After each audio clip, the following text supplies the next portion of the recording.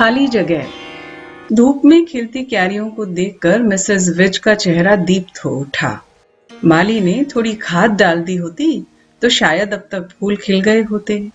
कल कहा भी था उससे कि सुबह आते समय खाद ले आना। हो सकता है ले आया हो, पर विश्वास नहीं होता। कई दिनों से देख रही हैं उसे। जो कहा जाता है वो नहीं करता। परसों उससे गमले लाउंज से उठाकर गेट पर रख देने को कहा था, पर कहाँ किया उसने।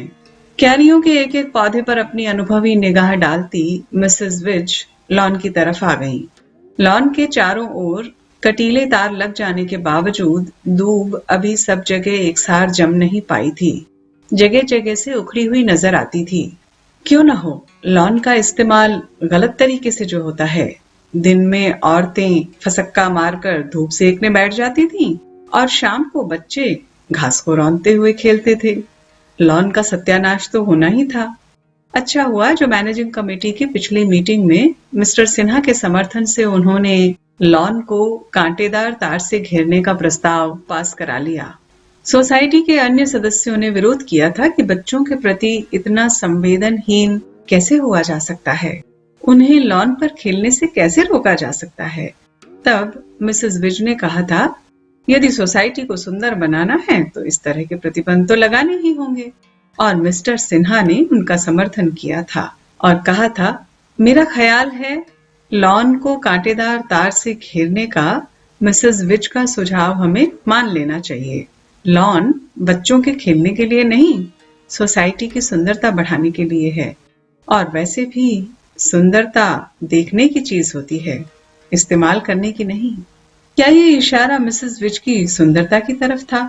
लेकिन क्या 60 साल के रिटायर्ड मिस्टर सिन्हा 55 साल की मिसेस विज से ऐसा मजाक कर सकते हैं? वैसे भी वे हमेशा गंभीर और गमगीन से रहने वाले आदमी हैं। स्वाभाविक भी है, क्योंकि उनकी पत्नी कई महीनों से बीमार है। कोई संतान न होने के कारण बुढ़ापे में आदमी वैसे भी बड़ा अकेला महसूस करता है।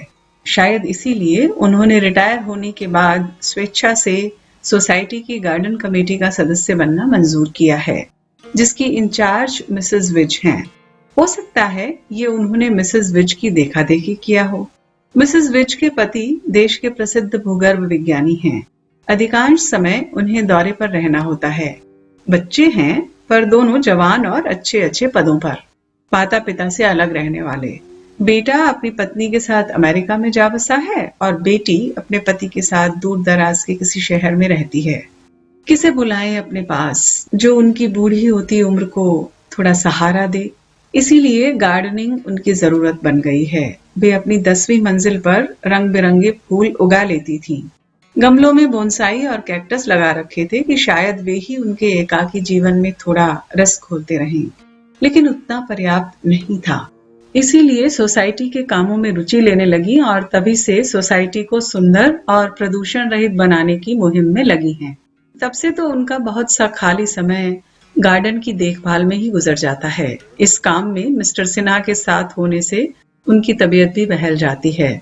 मिस्टर सिन्हा बहुत भले और सज्जन हैं। लगभग रोज ही 1-2 घंटे साथ रहना होता है, लेकिन एकांत में भी कभी उन्होंने कोई हल्का मजाक मिसेस विज से नहीं किया। फिर उस दिन मैनेजिंग कमेटी की मीटिंग में सबके सामने सुंदरता वाली ये बात उन्होंने क्यों कही होगी? क्या उनका इशारा सचमुच मिसेस विज की सुंदरता की तरफ नहीं रहा होगा? अब ये तो हर कोई देख सकता है कि मिसेस विज 55 की उम्र में भी सुंदर दिखती हैं। उधर मिस्टर सिन्हा भी 60 साल के होने के बावजूद स्वस्थ, सक्रिय और सुदर्शन व्यक्ति हैं। अगर उनकी ये टिप्पणी मजाक भी थी तो मिसेस विज ने उसका बुरा नहीं माना था, बल्कि उन्हें अच्छा ही लगा था। अपनी बात कहते हुए मिस्टर सिन्हा हंस रहे थे और उस बात को सुनकर वहां उपस्थित सभी लोग हंसे थे। और मिसेस विज ने सहज ही चाहा था कि मिस्टर सिन्हा हमेशा गंभीर और गमगीन से रहने के बजाय इसी तरह हंसते हंसते रहा करें। गार्डन की देखभाल के लिए मिसेस विज सुबह लगभग 11 बजे लिफ्ट से उतरकर नीचे आती हैं। तब तक सोसाइटी लगभग खाली हो चुकी होती है। अधिसंख्य पुरुष, महिलाएं और जवान लड़के लड़कियां अपने अपने वाहनों से दफ्तरों और कॉलेजों के लिए तथा बच्चे स्कूल बसों से अपने अपने स्कूल के लिए जा चुके होते हैं। नीचे 2-4 लोग ही नजर आते हैं। उसी समय मिस्टर सिन्हा तीसरी मंजिल के अपने फ्लैट से नीचे आ जाते हैं और मिसेस विच के साथ गार्डन की देखभाल में लग जाते हैं। माली को आवश्यक निर्देश देने का काम भी इसी समय होता है। लगभग 1 बजे मिसेस विच और मिस्टर सिन्हा अपने अपने घर लौट जाते हैं। मिस्टर सिन्हा अपने फ्लैट के दरवाजे पर पहुंचकर अक्सर ठिठक जाते हैं। घर में काम करने वाली मेहरी तब तक जा चुकी होती है और घंटी बजाने पर मिसेस सिन्हा व्हील चेयर को ठेलती हुई दरवाजा खोलने आती हैं। उनके धड़ के नीचे का हिस्सा सुन्न है। पिछले 6 महीनों से भुगत रही हैं वो ये कष्ट। चेहरा और बदन देखो तो एकदम स्वस्थ, लेकिन कमर के नीचे का हिस्सा अजीब सी बीमारी का शिकार हो गया है। टांगे कांपती हैं और वो जमीन पर खड़ी नहीं हो सकती। पैरों में न गठिया है न लकवा। डॉक्टरों का कहना है जांघों और पिंडलियों के ऊतक टूट फूट गए हैं। मिसेस विच को सिन्हा ने ही बताया था ये सब। मिसेस सिन्हा की इस अजीब सी बीमारी के बारे में जानकर चिंतित हुई थी मिसेस विच।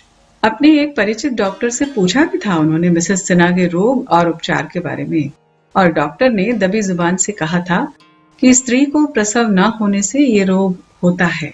एक दिन बात चलने पर मिसेस विच ने पूछा था, मिस्टर सिन्हा क्षमा करें, एक बिल्कुल निजी बात पूछ रही हूँ। आपके यहाँ बच्चे हुए नहीं या आपने चाहे नहीं?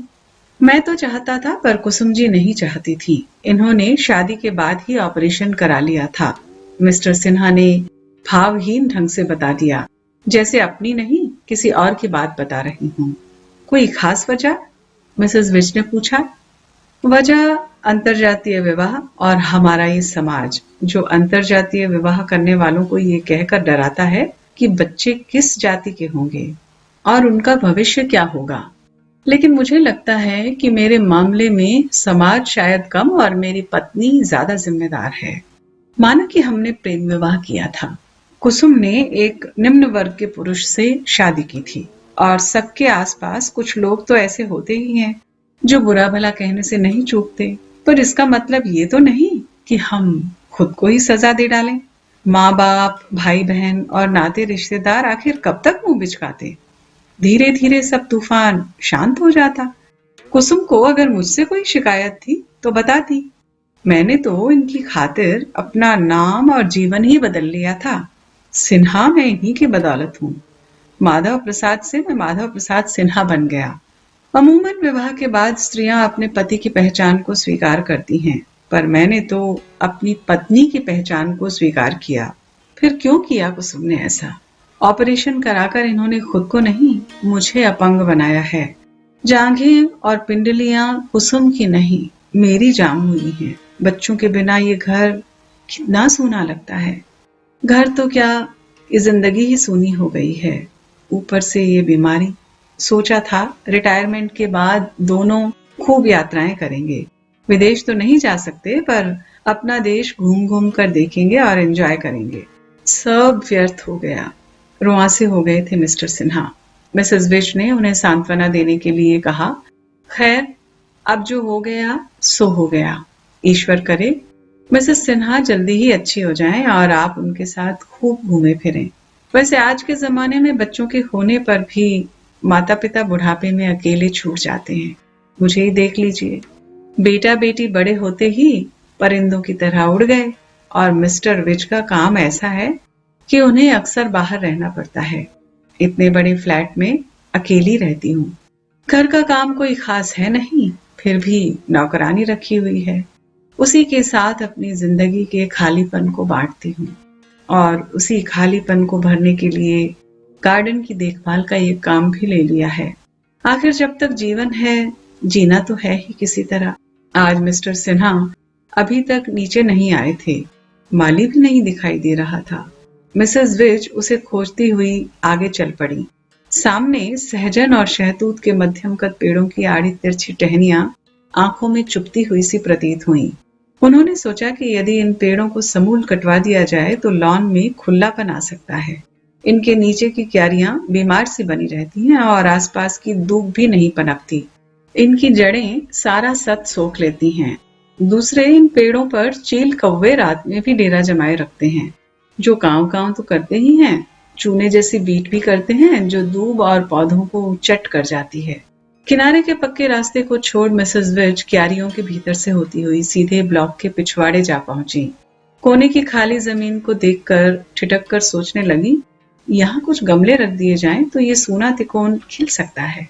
उन्हें अपनी इस सूझ पर खुद ही रश हो आया। यूं ही थोड़ी सौंपा गया है उन्हें सोसाइटी को सुंदर और प्रदूषण रहित बनाने का काम।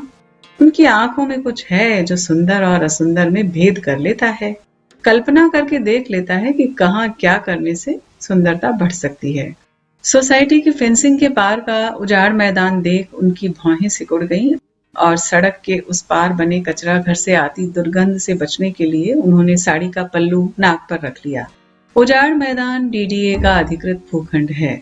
आसपास की आवास समितियों के कूड़े कचरे को यहाँ पूरा सम्मान मिलता है।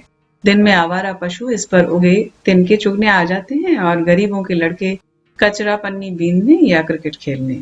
रात में ये खाली जगह नाजायज धंधों का अड्डा बन जाती है। उधर सड़क के किनारे एमसीडी का पक्का कचरा घर है जहाँ अपनी फौज पलटन के साथ सुअर कचरे के ढेर को थूथन मार मार कर तितर बितर करते रहते हैं। हालांकि वहां से कूड़ा उठाकर ले जाने वाले कर्मचारी रोज आते हैं, फिर भी गंदगी कम होने का नाम नहीं लेती। बदबू हमेशा आती ही रहती है। क्या इस कचरा घर को यहाँ से हटवाया नहीं जा सकता? कोशिश शायद पहले भी की गई हो सोसाइटी के कुछ सदस्यों के द्वारा, पर वो कोशिश असफल रही। अब मिसेस विच पर सोसाइटी के सौंदर्यीकरण की जिम्मेदारी आ पड़ी है, तो देखेंगी एक बार फिर कोशिश करके। जरूरत पड़ी तो खुद जाएंगी बोर्ड के चेयरमैन तक, लेकिन कचरा घर हटवा कर रहेंगी। लेकिन केवल कचरा घर हट जाने से क्या होगा? जब तक खाली पड़े भूखंड पर कुछ बन नहीं जाता तब तक ये ऐसे ही पड़ा रहेगा और सोसाइटी की सारी सुंदरता को नष्ट करता रहेगा। लेकिन कचरा घर हटाने के लिए जिस तरह कहा जा सकता है उसी तरह क्या खाली जगह पर कुछ बनाने के लिए कहा जा सकता है? डीडीए वालों को जब जरूरत होगी तब सोचेंगे यहाँ कुछ बनाने की।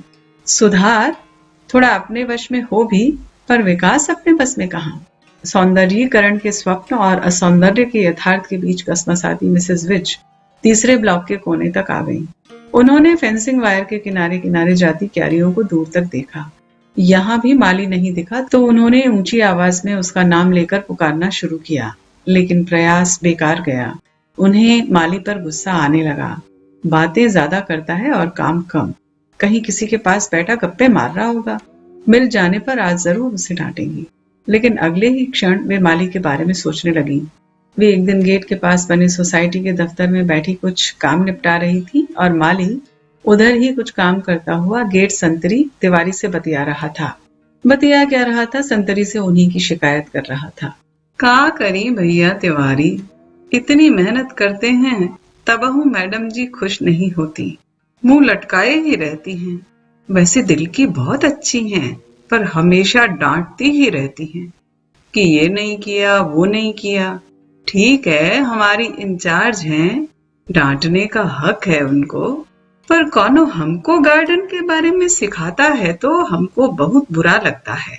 हमारी उम्र तो बगीचे में काम करते करते ही निकली है। 20 साल की चढ़ती उम्र में गांव छोड़कर भागे थे हम शहर की तरफ। बनारस में 4 साल काटे किसी तरह, फिर गांव के एक आदमी के साथ गाजियाबाद आ गए। वहां घर घर कोठी कोठी बागवानी का काम किया। जय होए कर्नल बख्शी साहेब की, जो अपने साथ दिल्ली ले आए हमें।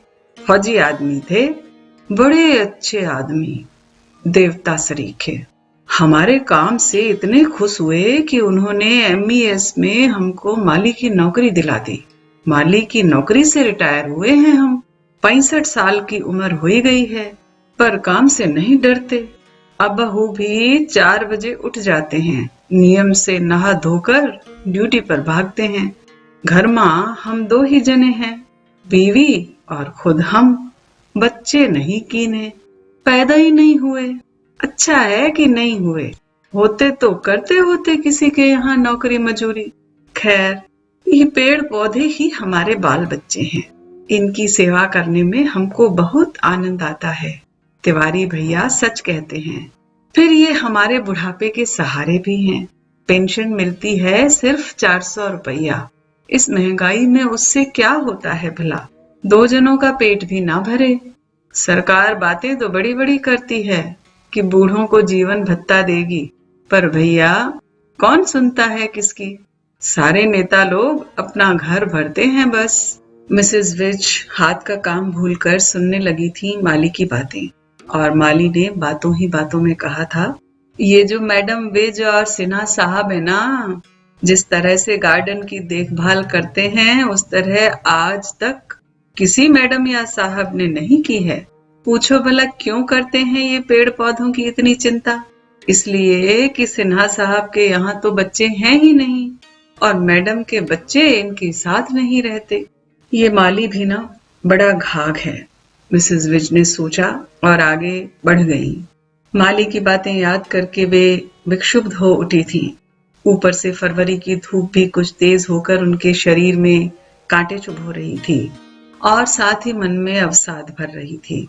लेकिन वापस लॉन की तरफ आई तो मिस्टर सिन्हा को वहां मौजूद देख उनके भीतर का अवसाद पिघलने लगा। क्षोभ भी कुछ कम हो गया। मिसेस विज को आते देखकर मिस्टर सिन्हा ने हाथ जोड़कर नमस्कार किया और पूछा, कैसी हैं मैडम आप? मैं ठीक हूँ। आप कैसे हैं? और कब पहुंचे आप यहाँ? बस अभी कोई 10-15 मिनट पहले, लेकिन लगता है आप काफी देर से हैं यहाँ। हाँ मिस्टर सिन्हा, मैं घंटे भर से माली को ढूंढ रही हूँ। पूरा चक्कर लगा के आई और उसका कहीं अता पता नहीं है।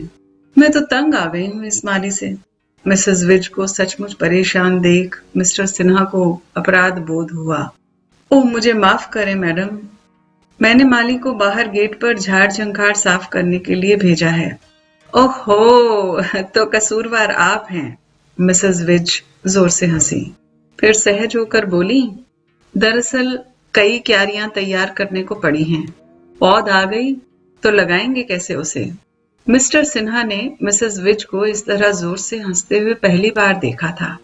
लगा जैसे धूप की आग में लॉन खिल उठा हो, या जैसे मिसेस विज के गोरे उजले माथे पर लगी बिंदिया कुछ और चौड़ी होकर चमकने लगी हो। वे भी मुस्कुराते हुए बोले, आप चिंता ना करें, माली से मेरी बात हो गई है, उसने क्यारियां तैयार कर ली हैं। उसी समय गेट की तरफ से माली आता दिखाई पड़ा। सिर पर मैला कुचैला साफा, बदन पर घिसा हुआ सा पुराना कुर्ता और घुटनों तक सिकुड़ती धोती पहने हुए वो सांवले रंग का आदमी बिजूके की तरह लग रहा था। पास आकर उसने दोनों का अभिवादन किया और 2000 रुपए के नोट मिसेस विज की ओर बढ़ाते हुए बोला, सेक्रेटरी साहिब ई पैसा भेजे हैं कि पौध मंगवा ली जाए। फिर देर किस बात की, चले जाओ नर्सरी और पौध ले आओ। मिसेस विज ने मुस्कुराते हुए कहा, अरे मैडम, हम का करी जाके, न खेत के न खलिहान के, हमको ये हिसाब किताब करना नहीं आता। आप ही लोग क्यों नहीं चले जाते? गाड़ी से आर्डर ही तो देना है, कछु लाना थोड़े ही है। नर्सरी वाले खुद ही ट्रक में भर के सब पहुंचा जाएंगे, बस पता दे देना साफ साफ। मिसेस विज ने मिस्टर सिन्हा की ओर देखा और मुस्कुराते हुए पूछा, क्या ख्याल है मिस्टर सिन्हा, चलें? चलिए, मिस्टर सिन्हा ने सहज भाव से जवाब दिया।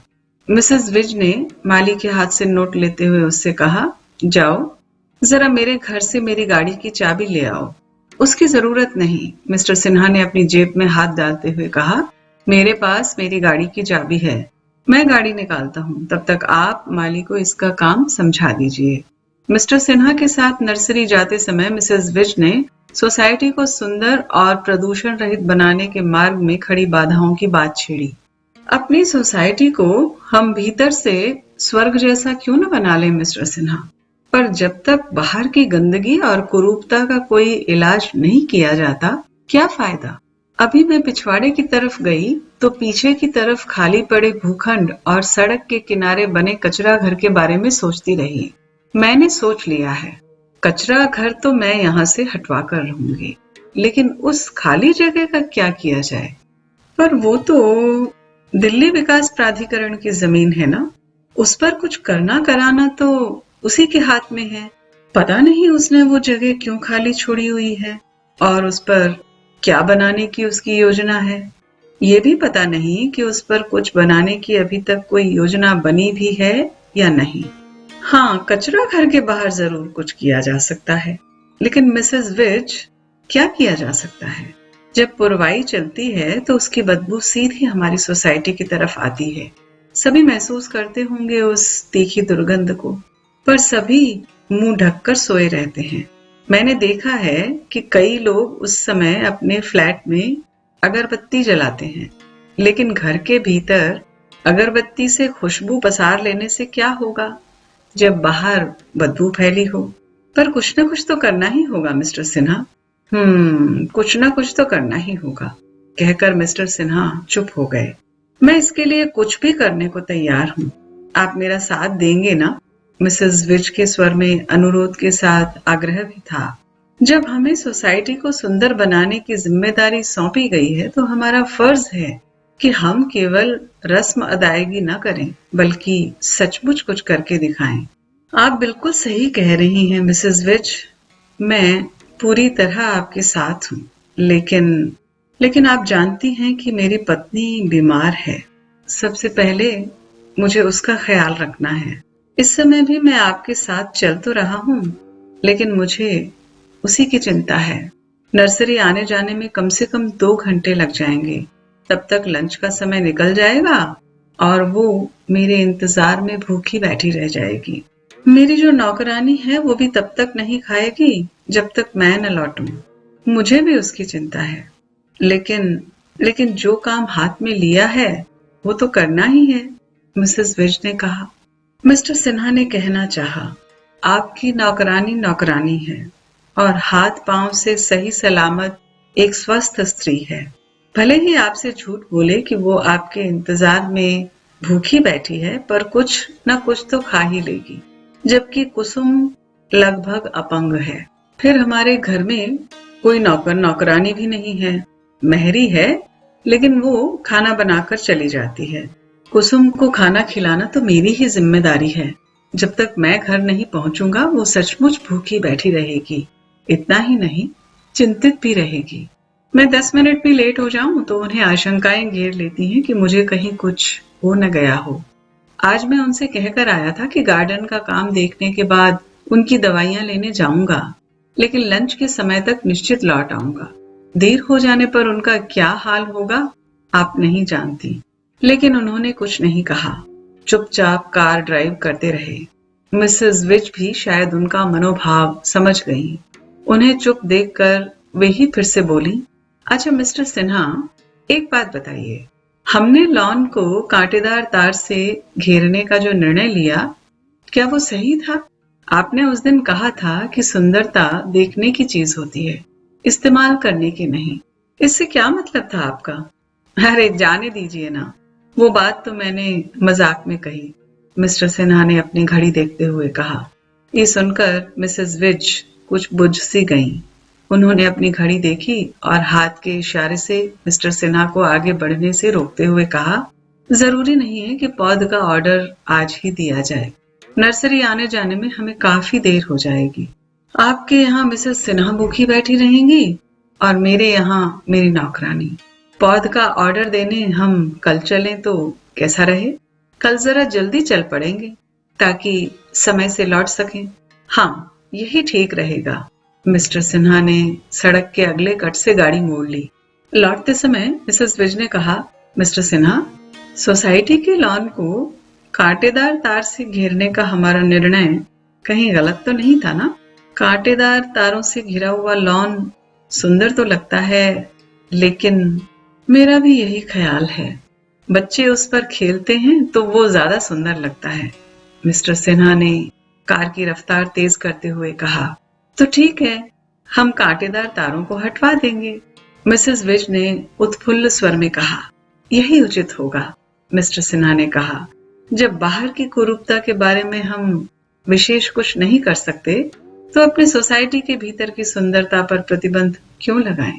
बच्चों को लॉन पर खेलने देना चाहिए। दूब की सलामती का ध्यान तो माली रख सकता है, पर बच्चों की सलामती का ध्यान तो हमें ही रखना है ना? मिस्टर सिन्हा की बात सुनकर मिसेस विज मुस्कुराईं और मिस्टर सिन्हा को लगा कि उनकी मुस्कान में पूरा वसंत खिल उठा है।